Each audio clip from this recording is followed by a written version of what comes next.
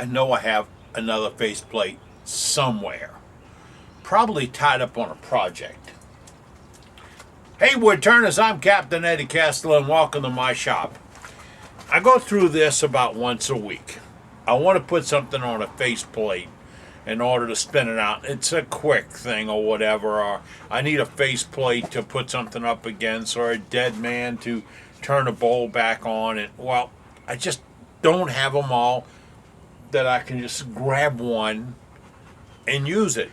Well, I decided I just might as well make up some faceplates. Yeah, make up some faceplates. And I've heard all the stories to do this, do. All right, but I've got one that you can make up, and it's really, really simple. And the parts might be available at your local hardware store. You want to know more? Faceplates. All you got to do, watch. Now, get me right, I've got faceplates. I got a 4-inch tied up for a vacuum chuck adapter right here. I've got an 8-inch with a hat rig on it. I've got several other 4s that have got backing plates for this and adapters for that, and one's got this big bowl dead man on it that I put a bowl on. A dead man is a shape that you can push a bowl against and hold it and tape it to it so you can reshape the outside and the bottom. You know, for any regular shape bowl or something that went goofy and you can't put it in cold jaws or a long wave chuck. So I've got faceplates. That's not a deal. And I really don't mind buying faceplates, but why would I want to spend 30, 40, 50 bucks every time I want to come up with a new rig to turn stuff back on? So what I've done in the past, and I've got a couple of them and I've given them away, is make a faceplate. And it's relatively simple. Start with, you need a block of wood. Good dried seasoned hardwood. Now get this, okay? Hardwood really technically means it comes from a tree that's got leaves instead of needles. Softwoods come from trees that have needles rather than leaves. Hardwood's the other way around. No, I'm talking about a good, solid, tight-grained hardwood. Something that'll stand up to a beating. Take a licking and keep on ticking, as, what's his name, would say. Then you need a nut. A good, heavy nut that'll fit your headstock. 33 millimeter for a one-way, available at WW Granger, one now it's called Granger, and they're not expensive. And if you have a local Granger, you don't have to pay freight. You just go pick it up at the place. Oh, the noise you hear in the background, it's not an audio problem. My black lab discovered a soccer ball. So she is playing with the soccer ball. She is totally ate up over this soccer ball. So she'll be knocking stuff around. It's okay. She'll get over it in a little while. I want to go lay down. Now, I've got the two major parts, right? Okay. I am going to put this on this. No welding. No welding. I've heard stories about, well, weld an oversized washer to this, and then you could bolt this to it. Nope, no welding. We're going to make it even simpler than that.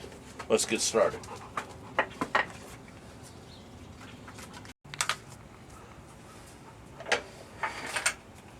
As we're getting started, I have to mention that this production is a production of Big Guy Productions, www.eddiecastellan.com. This address right here. So if you're into looking for carbide cutters, etc., all you need is one address to save serious money. Measure, here's the deal. Measure the cutters you need. Don't guess at it. Don't wonder. Don't say, it's for a small tool, and I can just tell them that. No, you can't.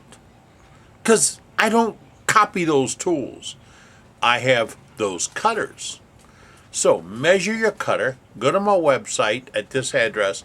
Look for cutters only. And you will probably find the cutters you're looking for at a deal you're not going to believe. I get so many calls. What do you mean 3 for $24? I paid $17 a piece for these things. Get over it. I got a better deal. Go to this website and check it out. Now, to start this, and this is a long road to do a faceplate, but it is lock sure, simple, and will work. We're going to start with a glue block. We're going to put a glue block in our chuck. We do this because it's an easy way to get things lined up and organized. All right, I have a glue block. It's in my chuck. I am going to dish the face because I don't want all this contact. What do I mean by that? Well, let me show you. Yeah, I know which way's in and which way's out. There we are. There's our glue block. It is just something I spun and I put a groove on it. Now, I'm going to remove the material I don't need. I only need the glue on the rim about that big. That's all the surface area I need to make contact to glue. If I make the whole thing, number one, it's a terrible waste of glue. Number two, it's not going to hold any better. Number three, it's going to be hard to get off. And number four, there is a number four. We'll get to it sometime. But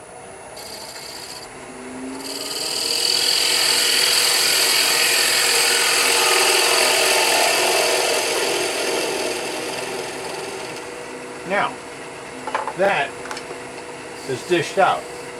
This needs to be flat. We flatten that. This is a beautiful little tool. This is my blue 2. Using this little,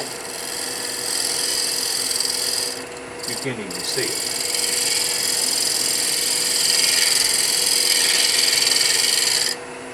Okay? That's a 3/8 inch bar with a 10.7 millimeter cutter. It's a package I call the blue 2. Now, I've got my glue block ready. Let me get my tool rest out the way. And I'm going to bring up my center. I had a soft touch on here to clean up something a minute ago. Revolving center. Block of wood. There's the point. See that? Okay. Medium thick CA. I like this better than pretty much anything I was putting a glue block on. This is from Star Bond International. I do not sell CA. It's too hard for me to ship it. And if I give management any more problems, management will probably book. We're celebrating our 25th anniversary together as labor and management. Now you get that? Did you see how simple that was? I put a little glue. I brought the block up, set it on a dot, pushed it up against it. Now, this is going to rest for a few minutes. I explain why. I could easily accelerate. Just take the spray accelerator and accelerate it. Accelerator tends to make it a little bit more brittle. It sets it up, but it makes it a little bit more brittle because it sets it up really, really fast. So if I just let it cure for a little bit, 15, 20 minutes. Now in that time, I will go over here and cut me out a few more of these things, and I'll find some other hardwoods that I can make them out of. First thing I found outside in the scrap pile this morning was some absolutely gorgeous grained Purple Heart. I mean, beautiful stuff. And I thought I'll make a block out of that. Then I really wised up, woke up, got my thoughts together, realized, no, I'm going to make a nice bowl out of that. It's 1.5 inches thick. And I got some ideas for designs that I'm going to make work into that piece. So I digress. But I'll go over here and get some other pieces cut out. That will just give me a good start on what I want to do to make more face blocks. So, and I've got a whole box of these nuts I got from Granger. So that's what I'll do while this is curing. What you can do is just sit there for 1 second. 1 second. All right, we won't wait 15. 1 second. Don't move. Time passes. Well, we waited about 15 minutes or so. And now we're going to put the receiver in the block to put the nut in. That's the next step. We're not going to make the block round. We're not going to worry about the shape or anything else. We're going to dress off the back just a little bit, and we're going to put the receiver in for the nut. Then when we turn it around and use it, then we'll shape up the outside and dish it and all that other stuff. But let's take it simple steps at a time and do what we absolutely have to do. Ready? We're going to take the tailstock out of the way. I really like turning between centers, but that's not possible when you're doing something that's face work. So we've done our part with the tailstock. We're going to bring it up. Now, if you're a great fan of using the forcing bit to put the recess, go ahead and do so. But don't put too much heat into the piece. You don't want it to crack. What we want to do now is, with it slightly spinning, we're just going to clean up this back a little bit.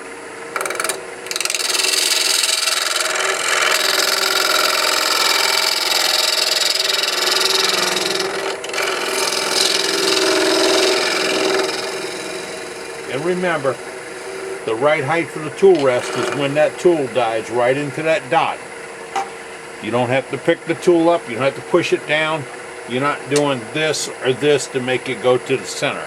The correct height's when it just dives right to that dot and you eliminate it. Now, what do you want to do this depression with? There are about a dozen tools in my array that I can work with. I can start with a very simple detail tool and put a recess in. Got to be a little closer. That one kind of jammed up a little bit. I've got a bead-end type tool. See, that's running way too high. See where it's at? So we drop the tool rest a little bit to where it's running more along center. Alright. But I'm not crazy about that either. We can go to the blue 2 with the carbide cutter. Now that's running another 1/4 inch high because of the thickness of the bar. So we drop it down, yeah. And because this has got a radius square cutter, I have to dig the corner in and then swing it around.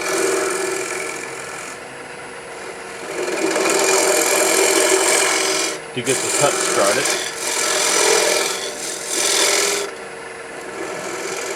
This would work very nicely. This will work it out.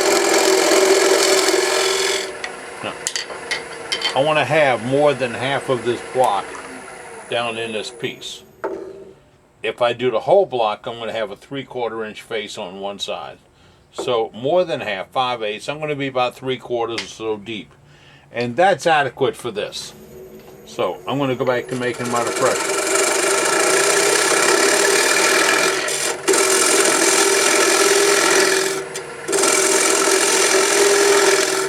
How do I know when I'm the right size? I do dry fits.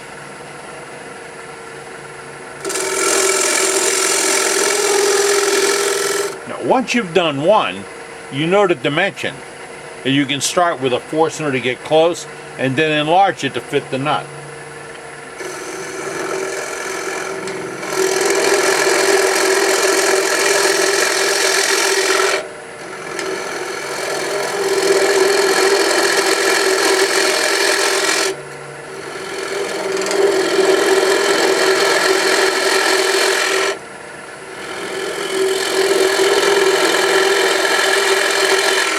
Oh, I did say about going all the way through. Let me explain something.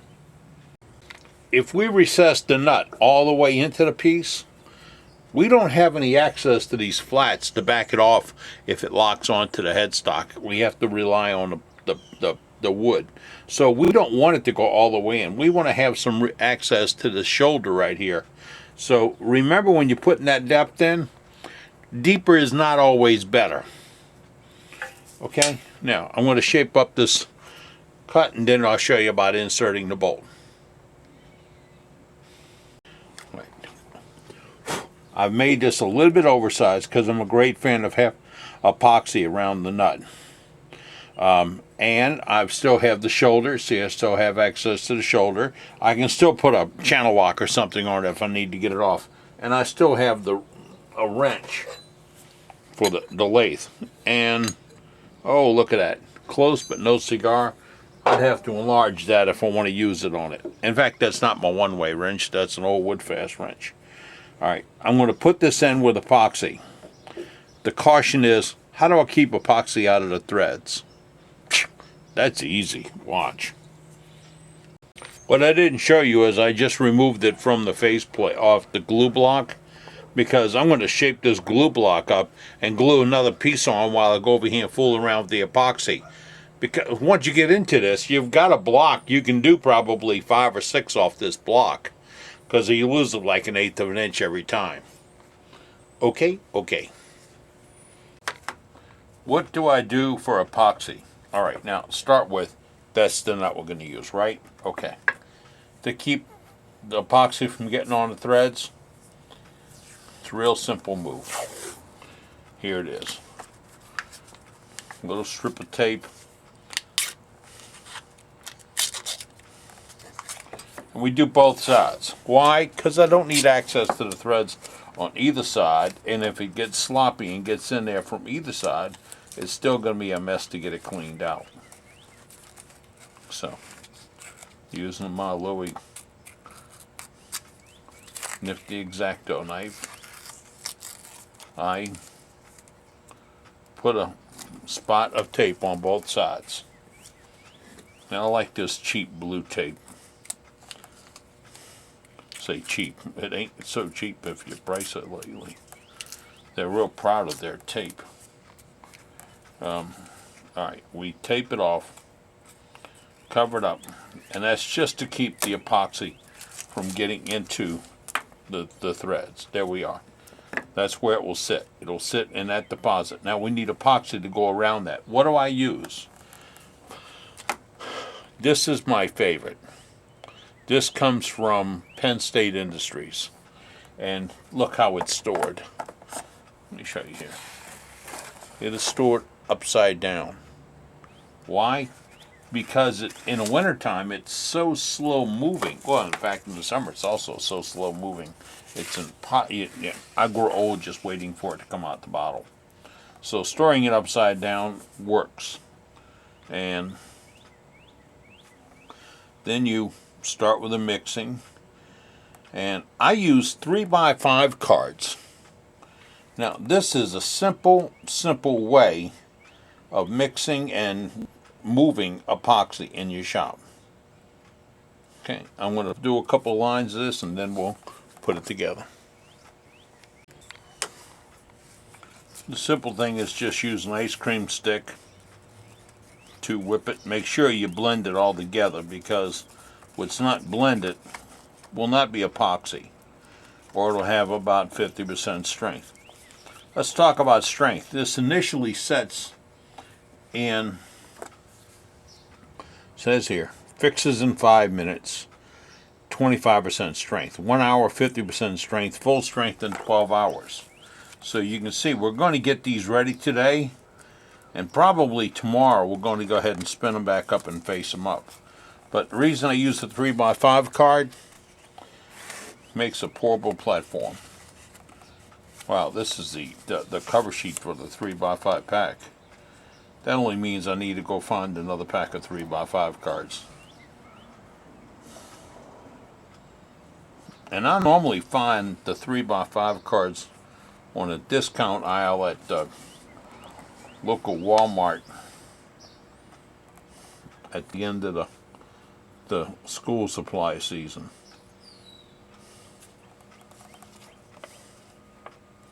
And remember, in 5 minutes, this will be set in place. In 1 hour, I can move it and do something with it. In a couple hours, I could probably spin it again. And you see why I protected those threads? Because if that had gotten inside, it'd be messy. Now tomorrow, I can just sand that off. Got to whip up a little bit more.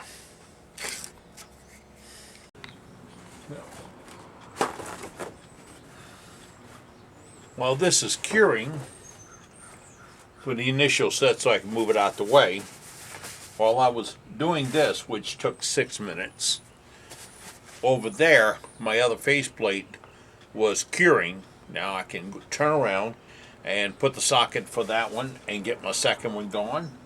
And then I can go ahead and do a third one, a fourth one, a fifth one. I've got some smaller blocks, going to make a couple of little ones. And once you get into this and you've got the nuts and you've got all the rigs and you got the epoxy out and everything else going on, make up a handful of them. Okay? Oh, a couple of quick notes. That's my preferred epoxy. Any epoxy you like to use is great. Please avoid that stuff in that double tube at the hardware store. Just avoid it. Don't use old epoxy. And I know I'm going to hear about this. I know I'm going to get the notes about, I just weld a washer and then put a washer on it. If you're a welder, that sounds good. If you're a rod burner, that doesn't sound good. Because if you don't have a good bond, or you're trying to put a hard nut to a softer washer, etc., etc., etc., and your weld gives up, that's a whole lot of stuff coming off that lathe. And guess where it ends up hitting? This thing right here. So, this one, we've got enough meat and potatoes behind it to make it stable. It's going to cure. So, this time tomorrow, in different wardrobe, we will turn it out and make it into a faceplate. Okay? And I'll have a handful of them to do at the same time. Boom. Time's passed. Now, if it sounds like somebody's trying to break in over there, it's my wife's dog has discovered a soccer ball and she is out to bring it in here today. So, let's get back to where we were. We took the round block. Alright, it was roughed in. We epoxied in that 33 millimeter nut that will fit my one way. And I thought I stepped over here. Yeah, I did, with a knife. Because now I'm going to remove the piece of tape I put on the back to protect the back threads. Now, if you don't put tape back here, you undoubtedly get some epoxy down in those threads. You don't want that. This little scrap of tape will keep all that stuff out of the threads and it'll stay nice and clean. See how that is? Nice and clean. Now, the piece of blue tape inside, that's going to remain sticky forever. Forever until the dust gets on it. Now, this is what we've ended up with. Now, this could be, like I said earlier, or maybe I didn't say it, could be plywood with a solid backing with plywood. It could be almost anything. Now, if it's all plywood all the way up, you might get a little movement out of it. So, you want to vary what you put on it. Now, for this, I'm just going to thread right onto the headstock. And there's a shoulder on my headstock on the shaft. And this nut will stop at that shoulder. Now, I didn't drill it to put a lock nut in. You could if you want. But right now, all I have is the nut epoxied in place. And I'm going to push it up on here. Now, the next step is, and it's a step we didn't do earlier, is to true this puppy up. I want to show you what it looks like running so you get an idea of what we're looking at. Speed at about 800 RPMs. See it? I never did rough it in. It was always left right off the bandsaw. Why? If I roughed it in, then glued the nut into it, I'd probably have to re-true it anyway. So I'm just going to save the wasting of the material that I would have had on a re-true. And this is just a 3/8 inch Ellsworth.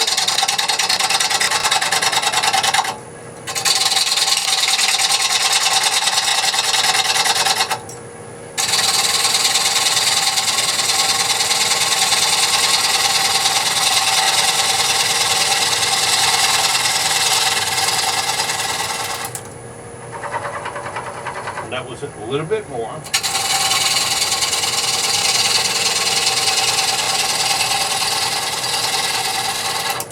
Now, if the back face is not true, don't worry about it. But we do need to true up and work on the front face. I'm going to move you in order for you to see what we're going to do here. I didn't shut the lathe off, it's just been spinning over here, so I can show you where we are. Now, what I want to do is true this face up so it's a usable face. But what's it going to be used for? Number one, speed goes to about 800 RPMs.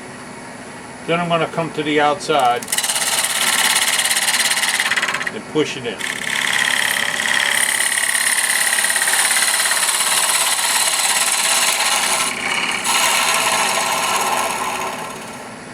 Tell me what's wrong. Pop quiz. Time's up. Tool rest is too high. I couldn't get to the center of the piece. Back to this.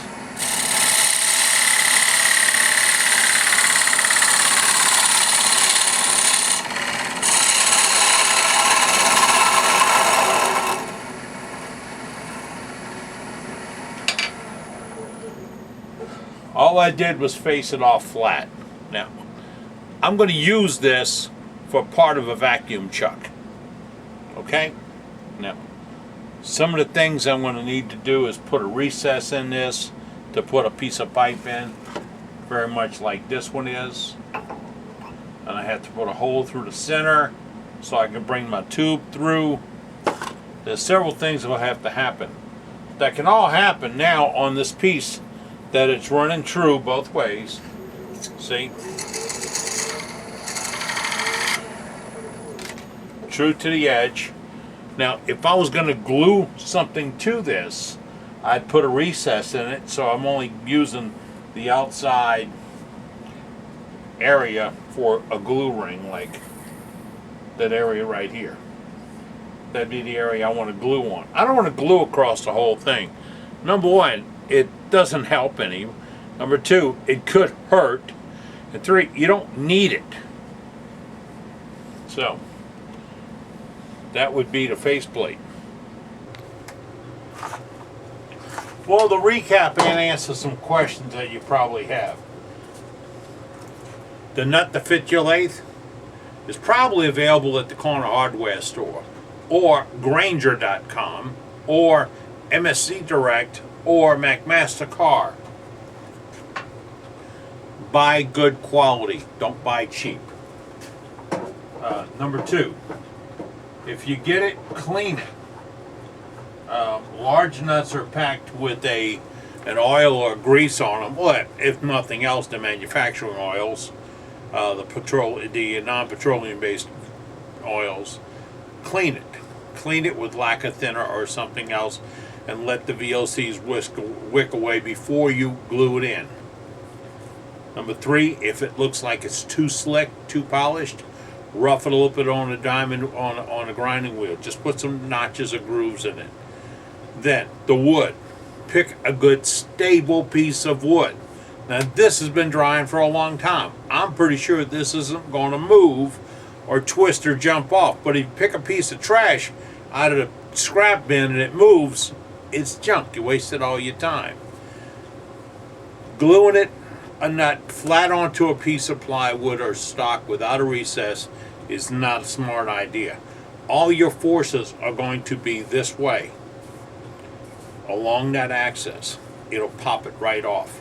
You know where that thing goes? I told you before, it goes right there when it comes off. Now,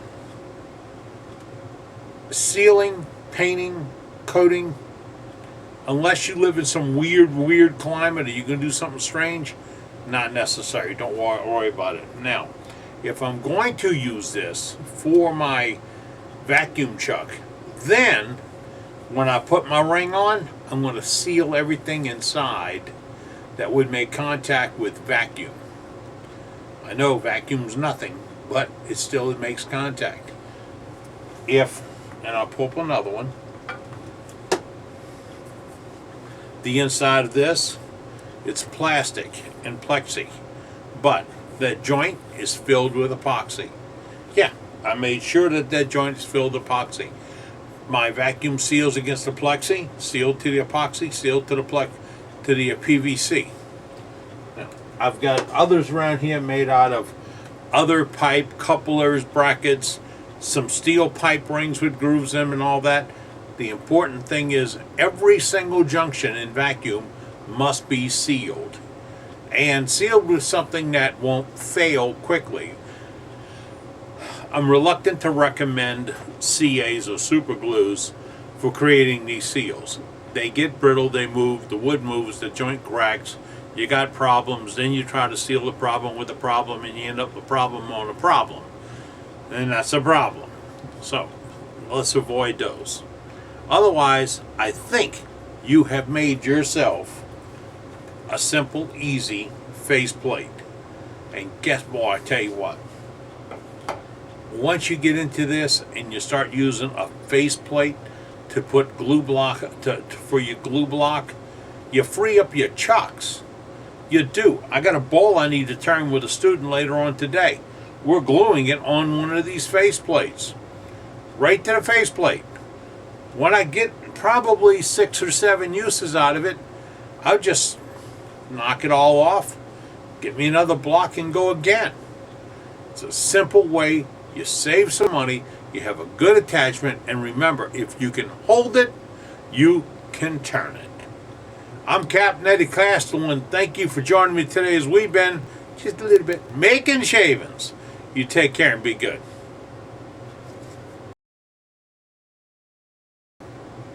Ha! Thought you got away from me, huh? Alright, I forgot to remind you about the Freedom Pens project. Freedom Pens is a project where turners like you and I, well, more like you than me, we turn pens for our troops. We really do. We turn thousands upon thousands of pens for our troops. Team Blackhawk, which is made up of guys that watch my broadcast, join up and send their pens to Joe Kelly, all part of Team Blackhawk. We've turned about 12,000 pens so far. That's pretty good. Altogether, 160 plus thousand pens have went to our troops who serve to protect our freedom. If you like to be part of an awesome project, and you get to spend wood to do it, all you need to do is get hold of me. Just email me at this address right here, Eddie Castellan at Cox.net, Eddie Castellan at Cox.net, and I will put you in touch with Sergeant Joe Kelly, the Freedom Pen Project. You can be a great American. Well, you are probably a great American. You can just get better. All right, take care.